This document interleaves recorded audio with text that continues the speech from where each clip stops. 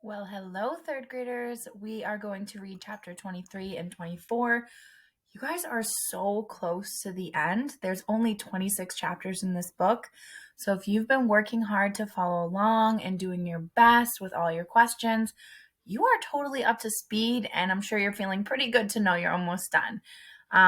But I want to get started. So, chapter 23 Windows.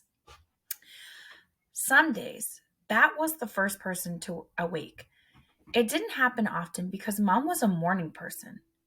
Usually, when Bat woke up, he went straight into the kitchen to find Mom sitting at the table with a cup of coffee and a book. But every now and then, Bat awoke to a completely quiet house, a sleeping house. Tuesday was one of those mornings. Bat woke up suddenly and completely to a still, dark sky outside his window. He blinked and sat up, slipped his feet into his slippers, took the skunk sling from the doorknob where he'd hung it the night before, and went into the living room. The living room windows faced the front yard. Bat could make out the shape of the big oak tree on the lawn. It was a darker shadow against the velvety early morning sky. He went straight to Thor's enclosure and found the kit tucked in his sleeping corner, surrounded by the rice-filled socks that made a nice padded nook. He stroked Thor's back, feeling the rise and fall of his sleepy breaths before gently scooping him up. Thor let out a little high-pitched yawning sound. Eee! His tiny paws swimming through the air as Bat settled him into the sling. Once inside, Thor rustled around for a moment before quieting back down. In the kitchen, Bat opened the refrigerator as quietly as he could and retrieved the formula. He filled the syringe and held it under a stream of hot water to warm it up. Thor could smell the formula.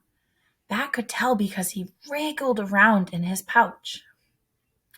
"It's coming, little guy, it's coming," Bat said. When the formula was warm, he went back into the living room and curled up on the window bench. Already the sky was changing. It was still dark, but now Bat could make out the branches of the tree. He heard the very earliest morning birds, the ones that sang each day as the sky began to lighten. Gently, Bat reached into the pouch and pulled out the skunk kit.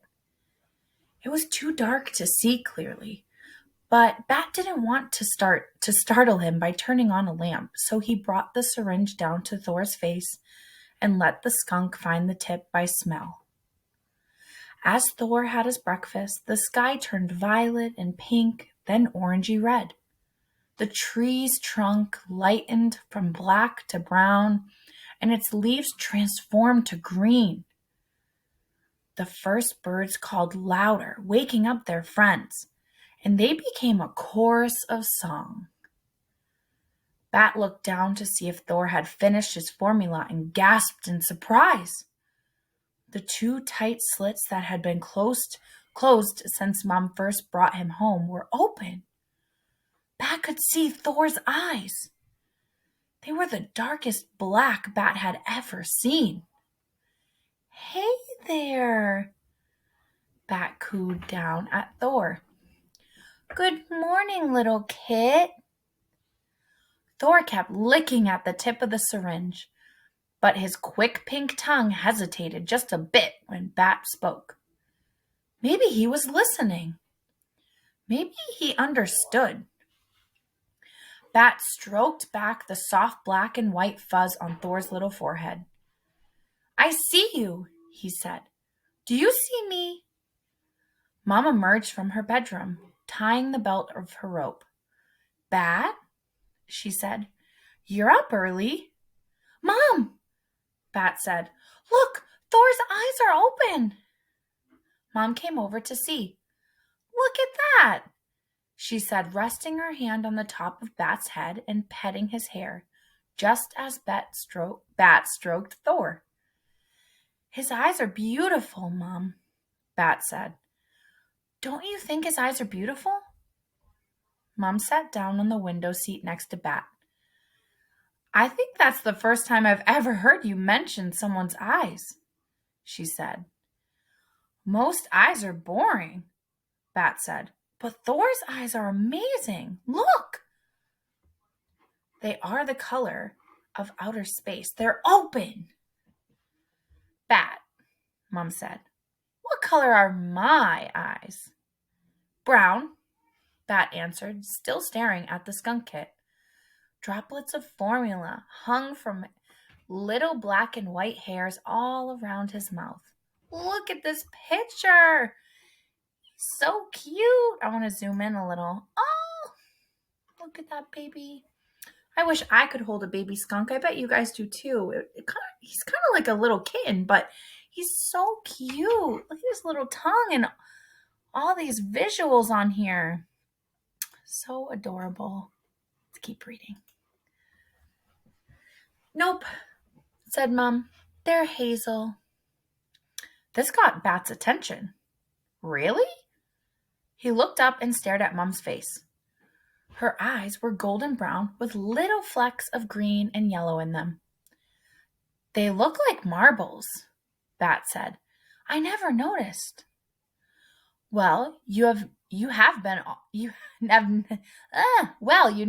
been all that interested in people's eyes. Bat shrugged. I never thought about it, he said. Some people say you can tell a lot about a person by looking into their eyes, Mom said. What do you think about that? Bat thought about it. I don't get it, he said. If I want to know something about a person, I ask. I think you can tell more about people from what they say than from their eyes. Said Mom. You have an interesting way of seeing the world, Bat. Bat stared deep into Thor's blank, space black eyes. He tried to see what he could learn from them. He looked first into the left eye, and then into the right, and then into the left again. It's hard to look into two eyes at the same time, he said. Which one am I supposed to look in? I don't think it matters. Try looking into my eyes, Mom said, and see what you can learn about me. Bat tucked Thor back into the pouch. Mom took the syringe and set it down. She took Bat's hands into hers and smiled at him. Bat smiled back, and then he tried to see what Mom's eyes could tell him. The left eye had 3 more flecks of green than the right eye. The right eye had 1 more fleck of yellow. The black points in the middle were exactly the same size. Her eyes were shiny. Hazel is cool, Bat said. It's like a rainbow of all the boring colors. Funny Bat, Mom said. Do you know what I see when I look into your eyes? Brown and black? Bat said, with white all around. Yes, said Mom. I do see that. But I also see your sweetness and your thoughtful nature and your busy, busy mind. Bat looked away. It was uncomfortable to let anyone look into his eyes for too long. It made him feel kind of itchy and shy. You can tell all that by looking in my eyes? Yes, she said. She leaned forward and kissed Bat's forehead. I see all that and more. Ooh, very interesting chapter. A lot of things happening. Thor opening his eyes and Bat really taking the time to look into his eyes. That's not something Bat is typically seen to do throughout the book that we've learned about him. He's very, very quick with his actions. He speaks a lot before he thinks. So it seems like it was really interesting for Mom to even see Bat growing as a person and taking the time to care for the skunk and have patience with it, whereas everything else he's just really fast about and doesn't really care so much. So I wonder if Mom is seeing him mature a little bit, and maybe she might be thinking a little bit more about keeping this pet, because she might see that it has a lot of benefits and it's good for Bat. So I wonder how this book's gonna end and We'll see in the next chapter. So if you need to pause here and reflect or work on some questions, you can go ahead and do that. Otherwise, if you're ready, we're going to move on to chapter 24, and it's called A Reply. "Bat," said Mr. Grayson as the students filed into the classroom, "you got an email from Dr. Jerry Dragoo." "He wrote back?" Bat said, his heart beating faster. There were only a few days left until Thor was supposed to go to the rescue center, and he had almost given up hope. "What did he say?" "You can read it at recess," Mr. Grayson said. "It's a nice email." "I want to read it now." All the other kids were at their desks, but Bat was still standing in the aisle. He felt his hands pull up tight against his sides the way they did when he was excited. "At recess, Bat," said Mr. Grayson. Bat hated waiting. He hated waiting. It was stupid to wait for something if there was no good reason that it couldn't happen now. Who cared if class started a few minutes late if it meant that he could read his email? A real-life skunk expert had written to him. That was certainly more important than anything Mr. Grayson had planned right now. Had a real-life skunk expert ever written to Mr. Grayson? Almost certainly not. "Mr. Grayson, I think you should let me read my email now," Bat said. "Bat," Mr. Grayson answered, "sometimes we have to wait. It's good practice to delay gratification." Bat didn't really know what Mr. Grayson meant by that, but he knew it meant that Mr. Grayson wasn't going to let him read the email right now. He wanted to insist, and he would insist if he thought he could change Mr. Grayson's mind. But Mr. Grayson looked serious, so Bat reluctantly went to his seat. "Too bad," said Israel, putting down the book he had been reading. "Don't make fun of me," Bat yelled. "Whoa, dude," Israel said. "I wasn't making fun of you." "Bat," said Mr. Grayson, coming over to his desk, "what on earth is the matter?" "Israel was making fun of me," Bat said. "I was not," said Israel. "I just said it's too bad Bat can't read his email right now." "You don't really think it's too bad," Bat said. He kept his eyes on the surface of his desk, running his gaze over the wood grain. "You don't know what I think, Bat," said Israel. "You don't know everything." "Bat," said Mr. Grayson, putting his hand on Bat's shoulder. The weight of his hand felt good. It helped Bat to feel like he was sitting in his seat, like he wasn't going to fly away. "Try to give Israel the benefit of the doubt, okay? If he says he was being sincere, believe him." Bat nodded, but he didn't look up. Israel went back to his book. "For what it's worth, Bat," said Mr. Grayson in a quieter voice, "I think Israel was being kind. I think he'd like to be your friend." Then Mr. Grayson took his hand off Bat's shoulder and returned to the front of the room. Now, Bat wasn't just thinking about the email from Dr. Jerry Dragoo. He was also thinking about whether Israel wanted to be his friend.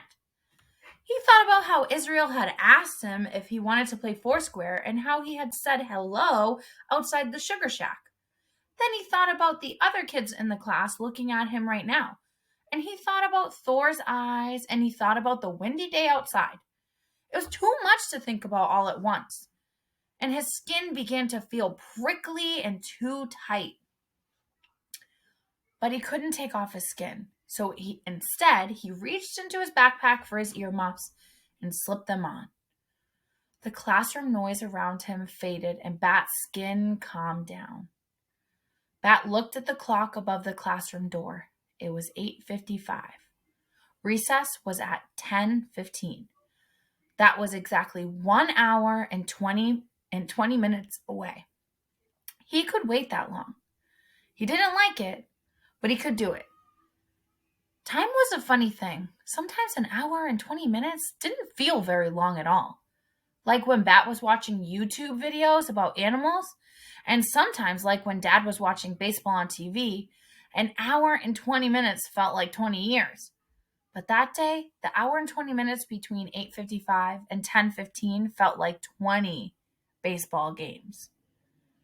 At last, Mr. Grayson said. Okay, gang, go play. The kids shoved back their chairs and headed for the door. Bat pulled off his earmuffs and went to Mr. Grayson's desk. It's recess, he said. Yes, Bat, it sure is, said Mr. Grayson. He opened his laptop. Can I read the email too? Israel asked. He hadn't gone outside with the other kids. Why? Asked Bat. Because I'm curious. You've been talking about Dr. Jerry Dragoo nonstop. That wasn't true, was it? Maybe it was true. Okay, said Bat, but no making fun. I wasn't making fun before, Israel said, and I won't now. Here you go, gentlemen, Mr. Grayson said. He clicked on the top message in his inbox. The subject line was R.E. Question about a baby skunk. Then he stood up so that Bat could have his chair. When you're done reading your email, just close the laptop and come join us outside, he said. Then he headed out to the playground. Bat sat down. He could feel Israel standing behind him reading over his shoulder. The email read, Dear Bat, I am very interested in skunks, as you know. I can tell that you feel very attached to the kit, and I don't blame you. Baby skunks are adorable. But the question of whether you should keep him as a pet is a complicated one.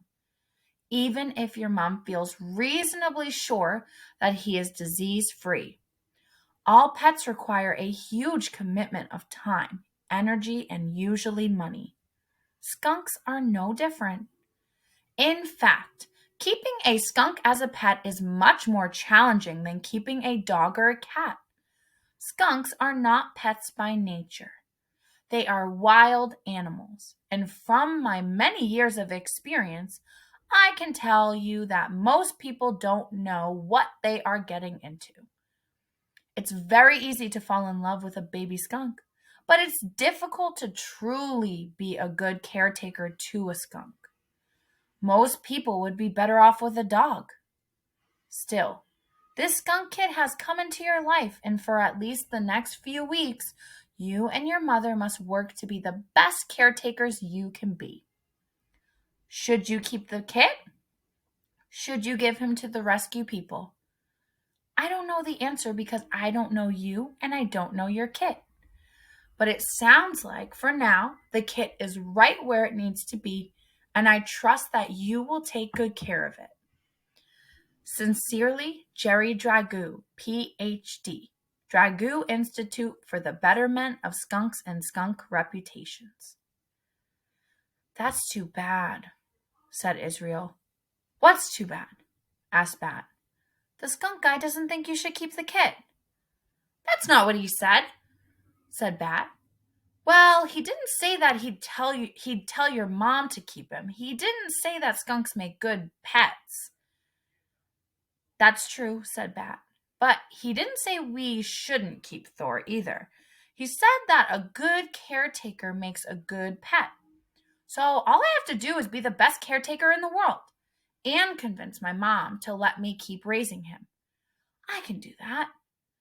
Bat closed Mr. Grayson's laptop, absolutely determined to become the very best caretaker that a skunk had ever had. Can I come over sometime? Israel asked. Why? Said Bat. I don't know, said Israel, to hang out and maybe meet Thor? It's okay with me, Bat answered. I'll have to ask my mom. Okay. Lots of things happening in that chapter. Bat finally got his answer from Dr. Jerry Dragoo. So it kind of seems like Israel took the email one way, Bat took the email the other way, but not sure if that's just because Bat wanted to hear what he wanted to hear. So we'll have to see what Mom thinks when she hears about the email and see how the play date with Israel and Bat goes. Hopefully Bat doesn't get upset with anything that Israel does, and hopefully they have a good time together. So Next time, we'll read chapter 25 and 26. Those are the last 2 chapters. And then you are all done with this book. So take your time doing your questions today, and thank you for listening.